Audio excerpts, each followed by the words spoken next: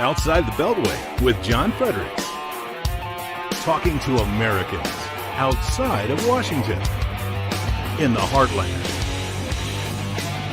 in our cities, and in our communities. About what matters to them. Outside the Beltway with John Fredericks starts now. You're on Outside the Beltway. I'm John Fredericks, and I am your blowtorch of free speech in America. Got a little technical issues today. Waddy's coming in today to help us out. Put a couple more panels up. I had another libtard here file a complaint that I was making her uncomfortable. They get in and there's an office over there, and you can always tell some white liberal lady and files a complaint with the receptionist here, who's an African-American lady, who's my friend, who really got mad at her. And I'm like, she's like, well, why don't you just move office? I mean, it was really bad. Well, he makes me uncomfortable, when I walk by and I hear him in there and I'm uncomfortable. She's like, really? Well, why don't you get like earplugs? I'm like, Rashonda, like, she's my biggest advocate, African-American lady, loves me to death. And she's like, tired of these people complaining. But I said, look, I got everything paneled. I got all the sound panels, but except the glass windows by the door, Waddy will come, he'll put panels on that, and that'll be the end of it. Then they can't even see me.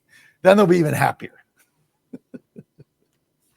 Oh my goodness, you cannot make this stuff up. But look, we're going to need your help. My campaign is going to need your help. I will be asking you for donations when we get set up, and because we're going to win this race, and Cindy is probably going to be with the campaign, so we're going to get that worked out. She's going to be fantastic, and we're going to win this thing, and we're going to make a difference not only here but across the country. So thank you, and you guys will be following my campaign every day. It'll be fun, and it's in November. So, but first I got to get in the ballot. I got to win the primary.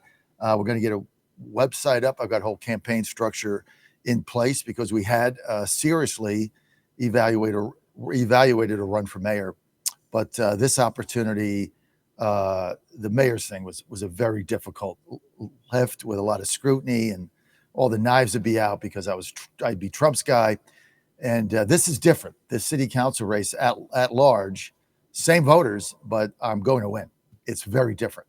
So I'm looking forward to the challenge and the opportunity. Let's get back to the phone lines. We've got Teresa in Northern Virginia, line 2. Teresa, you're live. Hey, John, I would love to be part of your campaign as well. I live here in Fairfax County, and so I can just stone throw away on the metro, and I can get there as quickly as possible if you want us to hand out stuff or do stuff like that. Teresa, here's what I need you to do. When you're done, stay on the line, and Tyler will get your number, and I'll call you today. Sure. So we can connect. And thank you. Yeah, no problem. I don't understand about the primary though. Who's primarying you? I don't know who else might run. Maybe we can clear the field, but I don't care. I mean, I'm going to run. Are you running as a Republican? Yes, I'm going to run as a Republican. I'm going to have to get the Republican line. Hopefully, I'll clear the field. If somebody decides to run against or run for this office, they have that right as a Republican. We will win the primary. Yeah. We're not going to mess around here. No problem.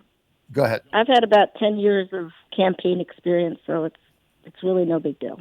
You're going to be great. I've been working here in campaigns in Northern Virginia. Thank you so much, and thank you for running. And thank you for your service. What's on your mind? Well, I just want a Republican to win around here. That's on my mind, and I think you're probably right now the best one.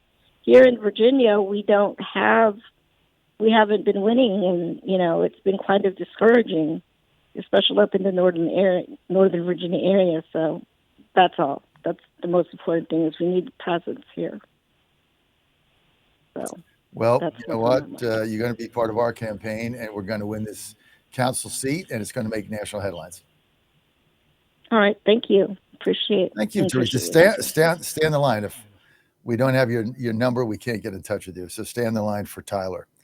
Thank you, Teresa. Pat in Richmond, line 4. Pat, you're live. Good morning, John. You know, all I can think of is you're like St. John the Baptist, okay? You're a voice crying out in the wilderness, and I just hope and pray that enough people listen to you.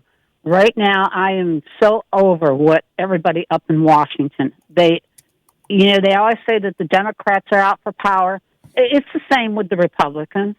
All they care about is their power. But what I'm really calling about is I need a favor from you. Mm-hmm. I don't know if you know what's going on down in Richmond, and I'm hoping that you can get in touch with Reva Trammell because, like you, she's the only one that fights for us here in Richmond. They are talking about rezoning the city of Richmond to a point where we will no longer be able to have family houses built. They're all going to be multifamily units. And the press down here is being suppressed by, I'm sure, our socialist mayor. And she's the only one trying to speak out about what is going on down here. And there's not even a lot on the website that explains what's going on. So I'm hoping you can get in touch with her and have her on because we've got to fight this if we're ever going to survive. What's her name? Reva Trammell. And Reva from our city council. Is she on city council in Richmond? Yeah. Get me your number and stay on the line. Tyler will get your number so I can text you, and then you can get me in touch with her, and I'll get her on tomorrow. I'll get her on Friday because this whole Tyler, hold the music a second. The whole no single housing scam, the scheme has been what the communists have been after for years.